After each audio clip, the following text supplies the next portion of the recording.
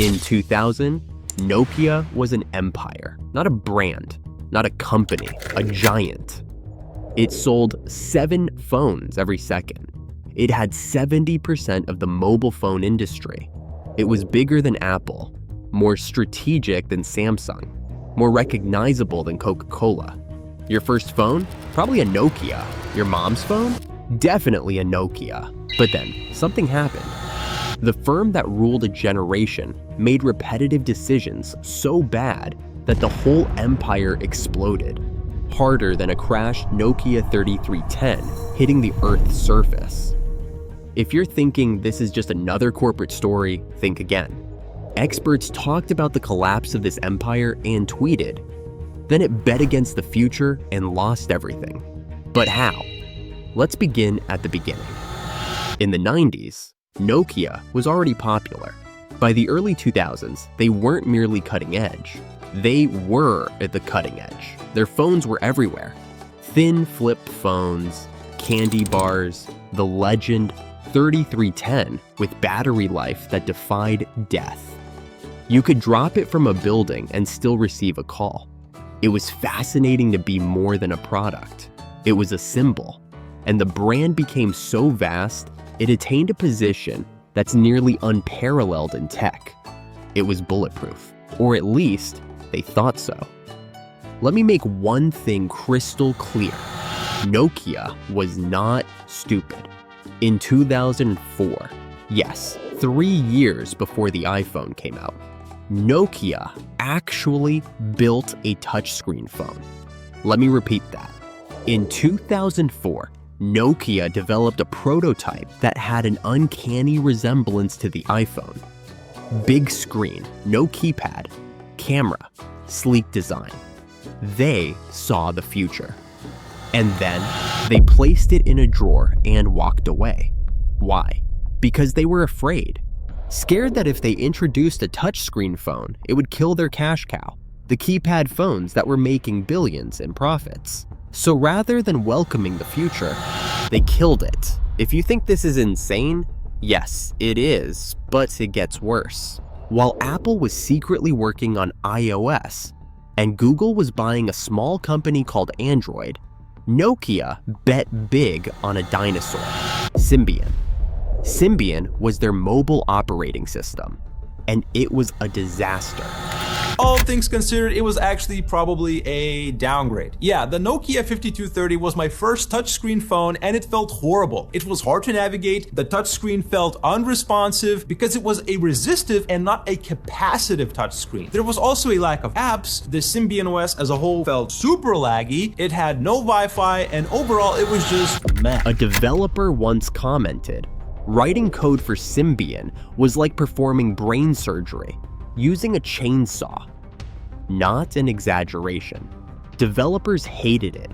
It was hard to write for, fragmented, and ugly. But Nokia kept going. Because building a new OS from scratch, that would involve risk, change, delay. And Nokia, they didn't want change. They wanted control. Control over the software, control over the hardware, control over everything. Except, that's not how innovation works. If you think this was a failure of leadership, you're absolutely right. And we're just getting started. So why didn't anyone in Nokia speak up? Why didn't someone get up in a boardroom, slam their hand on the table, and shout, "We need to wake up"? The reason? Fear. Insiders say Nokia's company culture was toxic. Executives were obsessed with internal politics, not innovation. Managers were afraid of making the wrong move, so they didn't move at all. But what they failed to spot at the time is that the market had subtly shifted. It wasn't about the handset anymore. It was about the ecosystem of apps, music to begin with, but beyond that, apps that this device became a portal to. And the thing about taking buttons off was pretty cool as well, right? The touchscreen. And they succumbed to this human frailty of being pattern recognition machines. I've seen this before, but actually they failed to spot that something really important had changed under the surface, and now they don't exist. One former exec put it like this: We were afraid of making the wrong move, so we made none at all. The company was paralyzed by its own leadership, too big to fail, but too scared to try. And while Nokia trembled in fear, a friend named Steve Jobs stepped onto a stage in 2007 and dropped a bomb. January 9th, 2007, Steve Jobs stepped onto a stage in San Francisco and declared, "Today, Apple is going to reinvent the phone." And they did. The iPhone was not just a product, it was a revolution. A full touchscreen, no keypad, an effortless interface. Internet in your pocket, an app store, a lifestyle. The world has changed. And Nokia? They stood on the sidelines and watched. In 2008, Android joined the battle with a lower cost, flexible solution that could be adopted by manufacturers overnight. Instantly, every phone manufacturer had a smartphone, with the exception of Nokia. Yes, in 2010, they released the iPhone killer, the Nokia N8. But by then, too little, too late. The N8 was fine, but the rest of the world had already left them behind. Apple was decades ahead. Android was catching up at breakneck speed. And Nokia? They were still wondering whether to stick with version A of Symbian or version B. By 2011, in search of revival, they made an incredible bet. They partnered with Microsoft. Now, this could have been a great plan if it were 2008. But in 2011, nobody cared about Windows Phone. No developers, no customers, not even Microsoft in essence. There was not a single app in the store. The cameras were great, but looks can't overcome a shattered foundation. And then in 2013, Nokia gave up. They sold all their mobile assets to Microsoft for $7.2 billion, which, coincidentally, is a tiny fraction of what they were valued at just a few years prior. The king is dead, not with a bang, but a fumble. Let's stand still and wonder something that goes around in all your minds. Could Nokia have survived? Yes. 100 times? Yes. They had the tech, they had the talent, they had the head start. They built the blueprint of the future physically and buried it. They looked at the incoming smartphone wave and were frozen in their tracks. They distributed billions of dollars on intra-staff politics. They could have shifted, innovated, but instead, they wagered against the future, and the future waits for no one. Nokia's collapse isn't a story of bad fortune. It's a story of fear, pride, and bureaucracy. It's a warning story that in the tech world, the instant you stop pushing forward, you begin to die.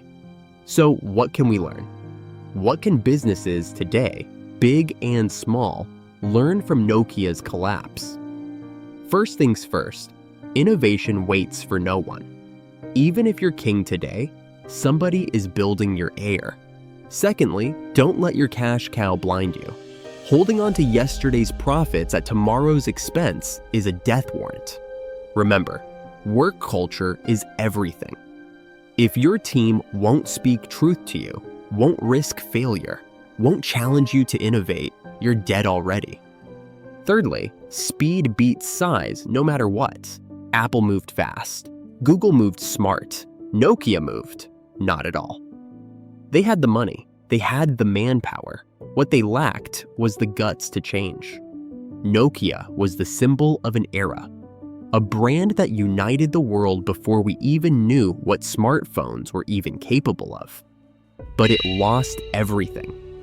Not because it didn't catch a glimpse of the future, but because it didn't want to see it. If you think this is a tale about Nokia, think again.